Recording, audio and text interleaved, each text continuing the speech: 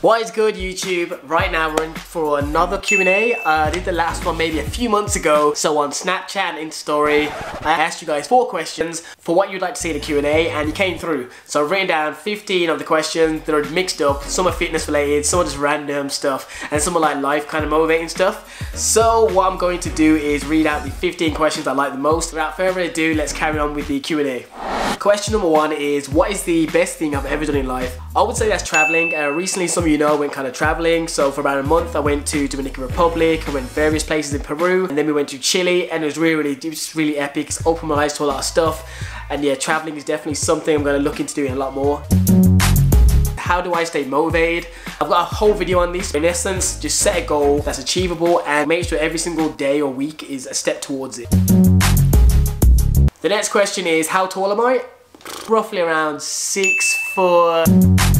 Chris Jones or Christian Guzman? I would say Chris Jones as a person is a lot more entertaining, but in terms of say watching the videos and vlogs and stuff, I would say because of the athlete kind of situation, how you see grows the business, I'd say of the two, I'd watch Christian Guzman's vlogs. Next question, is sex better than the gym? I should damn well hope so.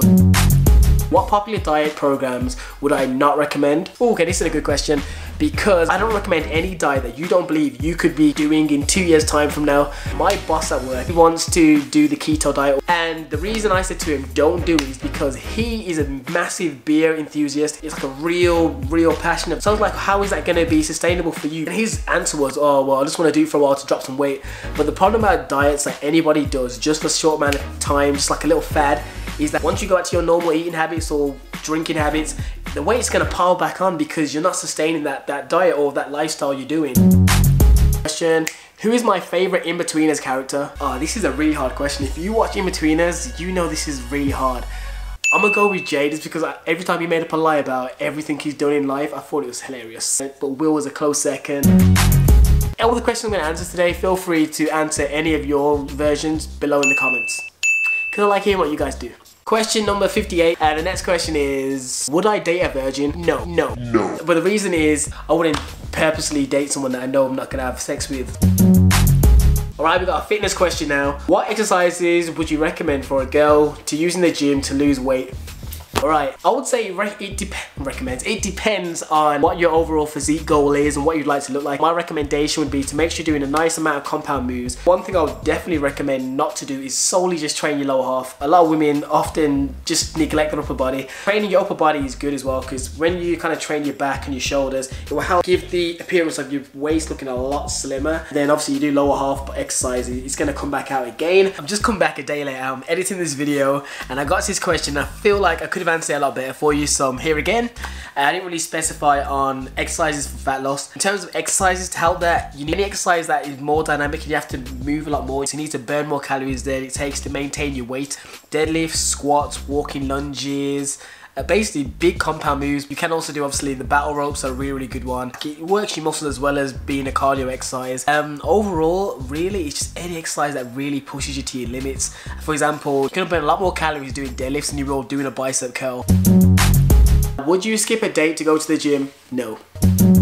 Boondocks or Dragon Ball Z, I'm gonna say right here and now, I couldn't choose. Dragon Ball Z was my childhood, that got me into kind of wanting to do push-ups and fitness and all that stuff, and Boondocks just hilarious. It's more black related, but it's really funny. If you don't know what Boondocks is, go check it out. The next question is, what do I think of Zach, I'm probably not gonna pronounce this right, Rushelu? Most of you probably not gonna know who it is. I didn't know who it was either until I googled it. But once I googled it, I've definitely seen these pictures and pop up on my feed. It's the guy that has all the crazy delicious meals like Oreo waffles and all these different desserts and stuff that are really macro friendly. So he creates loads of recipes that everyone can follow. And my opinion on it is it's great. As I was saying in one of the previous questions about if you can sustain eating those type of foods and still stay in a physically okay physique, it's great. If you're enjoying this Q&A so far, be sure to hit it with a like. Alright, we got one last question I'm going to answer. It's kind of like an advice question, but I think because it's going to apply to a lot of people, I'm going to make sure to keep in this video. It is, I'm currently working a job. Well, let me get it from the beginning. I know this isn't fitness related, but currently I'm working a job straight out of uni. I've been working here for a year. I enjoy the job, but I'm not sure if I should be here for good. I have the opportunity to work somewhere else, but I feel obligated to the job I'm currently at because I really like it here and I love my boss and they really appreciate me. What should I do? I've actually been in that predicament. First off, I'm gonna say is that the decision in the end of the day is yours. So whatever I say right now, if you take the advice, the decision is yours. If you love this job, that is great. Everybody, if you find a job you love, that's great. If you don't feel like it is good for your career though, you should be looking at this other opportunity. If you're fresh out of uni, you don't want to be stuck in a job that's not good for your overall career development. Do you think years down the line, it's business. If you was underperforming, they'd fire you in a heartbeat regardless of them liking you, because it's business. So if you have the opportunity to work somewhere else, it's going to actually really help your career and you're going to end up being better. I would always say go for that. I've done that. Alright, I gotta try and explain this one properly now. When I left uni, I ended up coming across this job. It wasn't like a full-time salary job. Small place that you kind of stay for a few months where graduates can go and just kind of hone your skills a bit more until you can take the next step. And an opportunity came up where a company rang me, an agency, and said, we have an interview tomorrow, someone fell through. Is there any chance you could come? I think this job's right up your alley. Most people now, they'll call in sick to their current job and go for the interview. But because of how this company pitched themselves, I went and told them, I said, okay, I want to be upfront. Proper salary graduate job has offered me an interview. Is it okay if I go? It's around 11 o'clock. As soon as I said that to them though, they switched up. They was like, I wouldn't feel comfortable if you went. And I was like, what do you mean? The whole idea of me taking this job is that you said that I'd have the flexibility to go for other jobs. And in essence, the guy eventually just says to me, listen, if you go for that interview tomorrow, we're not letting you back in the building.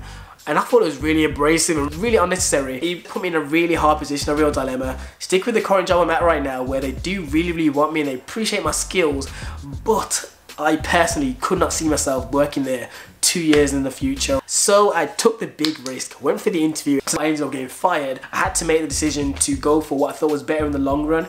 So I left, he took my key back, he changed my logins and everything. And the next day he came, I went to the interview. The funny thing is I thought the interview went bad because the guy was really grilling me and I thought I failed and I was like, shit, I have no job. But by the grace of God, they said I was really good. All this story is to say is that I took the risk and it paid out bigger because I ended up getting a better job, better salary. People that worked with the new place were really good. I learnt more stuff and it put me in a better position for my career. I ended up staying there for 3 years and then I moved on to the current job I'm in now. So all that rambling is to say to you, dude, always think of the bigger picture. Don't just think of right now. You need to think, if this job currently, even if you love it and you love everyone you're working with, if you don't see yourself being there in years to come, or if you have opportunity of something even better, you have to go, in my opinion, you should go for the better opportunity. Otherwise, you're never going to progress. But that is just my opinion. You ultimately have to make the decision because it is your life. It's your decision. But anyways people, thanks for watching this video. If you enjoyed it, let me know, thumbs it up. Like, comment, subscribe the video if you enjoyed it. And I will see you guys in the next one, which should be something cool, so stay tuned for it. Anyways, I'm gone. Peace.